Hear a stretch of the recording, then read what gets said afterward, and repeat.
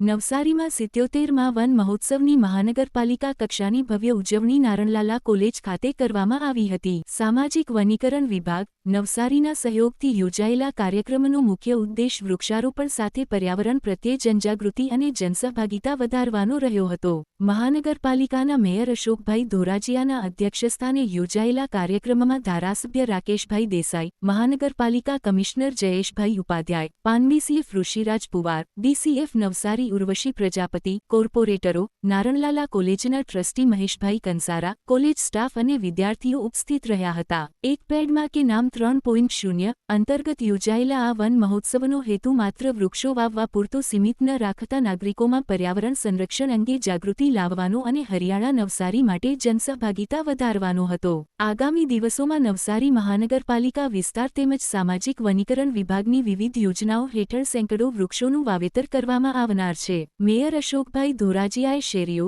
સોસાયટીઓ અને માર્ગોની આસપાસ વધુમાં વધુ વૃક્ષારોપણ કરવા સાથે નાગરિકોને સફાઈ અભિયાનમાં જોડાવા અને પ્લાસ્ટિકનો ઉપયોગ ટાળવા અપીલ કરી હતી। વન વિભાગના પાનમ ડીસીએફ ઋષિરાજ પુવાર વૃક્ષોના મહત્વ અંગે માર્ગદર્શન આપતા જણાવ્યું કે ગુજરાતમાં વન વિસ્તારનું મહત્વપૂર્ણ યોગદાન છે, જ્યારે નવસારી જિલ્લો પણ નોંધપાત્ર વન આચ્છાદન ધરાવે છે। માત્ર વૃક્ષારોપણ જ નહીં, પરંતુ વાવેલા વૃક્ષોનું જતન અને સંવર્ધન કરવું પણ એટલું જ જરૂરી છે। ધારાસભ્ય રાકેશભાઈ દેસાઈએ વધતા પ્રદૂષણ અને બદલાતા ઋતુચક્ર વચ્ચે પર્યાવરણ સંરક્ષણની જરૂરિયાત પર ભાર મૂક્યો હતો। અનિયમિત અને અતિશય વરસાદ જેવી પર્યાવરણીય અસરો વચ્ચે આવનારી પેઢીને સ્વચ્છ અને સ્વસ્થ પર્યાવરણ આપવાની જવાબદારી દરેક નાગરિકની હોવાનું તેમણે જણાવ્યું હતું। કાર્યક્રમ દરમિયાન ઉપસ્થિત મહાનુભાવો દ્વારા પોતાના હાથે વૃક્ષારોપણ કરી એક વ્યક્તિ એક વૃક્ષ નો સંકલ્પ લેવા માટે લોકોને પ્રેરણા આપવામાં આવી હતી। વિકાસની સાથે પર્યાવરણનું સંતુલન જાળવવું અનિવાર્ય છે અને પર્યાવરણનું રક્ષણ કર્યા વિના સ્થિર વિકાસ શક્ય નથી,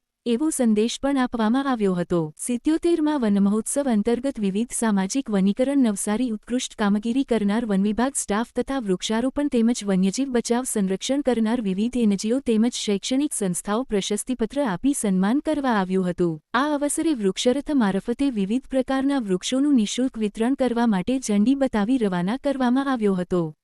વિદ્યાર્થીઓ, સામાજિક સંસ્થાઓ અને મોટી સંખ્યામાં નાગરિકોએ ઉત્સાહપૂર્વક ભાગ લઈ વન મહોત્સવને સફળ બનાવ્યો હતો। આ રીતે 77માં વન મહોત્સવે નવસારીમાં વૃક્ષારોપણ સાથે પર્યાવરણ સંરક્ષણ અને હરિયાળા શહેર માટે જનસહભાગિતાનો મજબૂત સંદેશ આપ્યો હતો। સામાજિક વનીકરણ વિભાગ નવસારી દ્વારા આજે 77માં વન મહોત્સવ પ્રસંગે નવસારીની નારણલાલા કોલેજ ખાતે વૃક્ષારોપણનો કાર્યક્રમ થયો અને આગામી દિવસોમાં વૃક્ષોનું જતન થાય, વૃક્ષો વધારે વવાય એ માટેનો દર વર્ષની જેમ આ કાર્યક્રમ થયો અને એક સંદેશો જે આપણા વડાપ્રધાન મોદી સાહેબે જે આપેલો છે, એક પેડ માં કે નામ, એ અભિયાન નવસારી મહાનગર દ્વારા 2 મહિના પહેલાં શરૂ કરવામાં આવ્યું છે।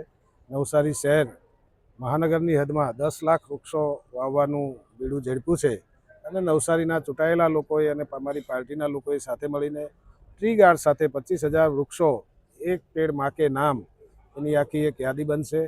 એ યાદીની સાથે એમનું નામ જોડાશે અને વૃક્ષને પરમેનન્ટ સારી રીતે ઉછરી શકે એના માટે એમને ટ્રી ગાર્ડ આપવામાં આવશે, વૃક્ષ વાવી આપવામાં આવશે અને એનું જતન કરીને તમામ વૃક્ષો ઉછરે એવી વ્યવસ્થા કરવામાં આવી છે। 77માં વન મહોત્સવ અંતર્ગત મહાનગરપાલિકા કક્ષાના વન મહોત્સવની ઉજવણી કરવામાં આવી।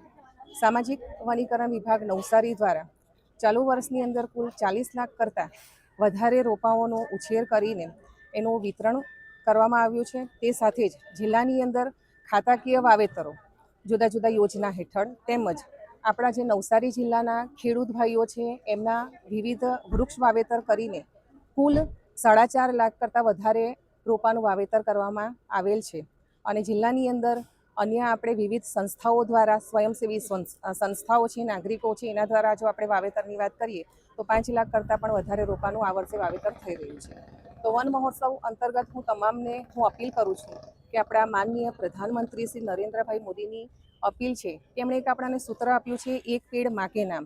તો મિત્રો, આપણી માતાના નામે આપણે દર વર્ષે એક વૃક્ષને રોપીએ અને ઉછેર કરીએ।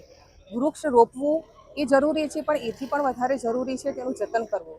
તો આજે ચાલો આપણે 77માં વન મહોત્સવ અંતર્ગત એક સંકલ્પ કરીએ કે હું દર વર્ષે મારી માતાના નામે હું એક વૃક્ષ ઉછેરીશ, એનું જતન અને સંવર્ધન કરીને હું પર્યાવરણમાં મારો અમૂલ્ય ફાળો આપીશ।